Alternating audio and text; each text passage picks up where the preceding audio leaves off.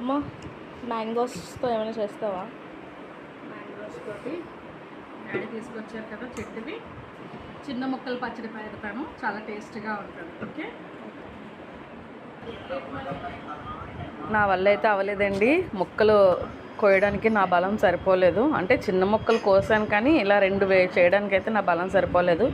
So మా వారు help అయితే తీసుకున్నాను. నేను చేసే ప్రతి పనిలోని మా వారు హెల్ప్ లేకపోతే నాకు ఏ పని అవ్వదండి.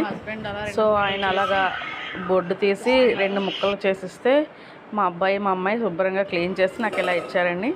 నేనైతే చిన్న ముక్కలుగా కట్ చేస్తున్నాను. మా పాప మ్యాక్సిమం కట్ చేసింది, ఎందుకంటే నాకు చెయ్య సరిపోలేదు బలం.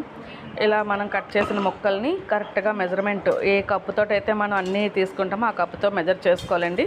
నాకు ఈ కప్పుతో 5 కప్పులు వచ్చాయి. ఇలా మెజర్ చేసుకొని ముక్కల్లో ఉన్న తేమంతా పోయిన దాకా ఒక క్లాత్లో ఆరనివ్వాలన్నమాట. ఒక గంట అరగంట ఆరిన తర్వాత మనం పచ్చడి పెట్టుకుంటే చాలా బాగుంటుంది. చిన్న ముక్కల పచ్చడి అంటారు, మాగాయ అంటారు, ఏదైనా వాటెవర్ ఏదైనా పర్వాలేదు. కాకపోతే ఇది ఎక్కువ రోజులు ఉండదులేండి. అంటే బేగా అయిపోతుంది, తొందరగా కూడా తినేయచ్చు. వేడివేడి అన్నంలోకి కానీ దోశల్లోకి కానీ చాలా బాగుంటుంది. సో ఇది ఎలాగ పెట్టాము, ఏంటంటే వేసాము, ఎలా మెజర్ చేసామో అంతా కూడా పార్ట్ 2లో వస్తుంది చూడండి. నాకైతే 5 కప్పులు వచ్చాయండి ముక్కలన్నీ కలిపి. ఇవి ఆరబెట్టుకుంటాను తేమంతా పోయిన దాకా. సో పచ్చడి అయితే ఎలా పెట్టామో పార్ట్ 2లో చూడండి. Thank you.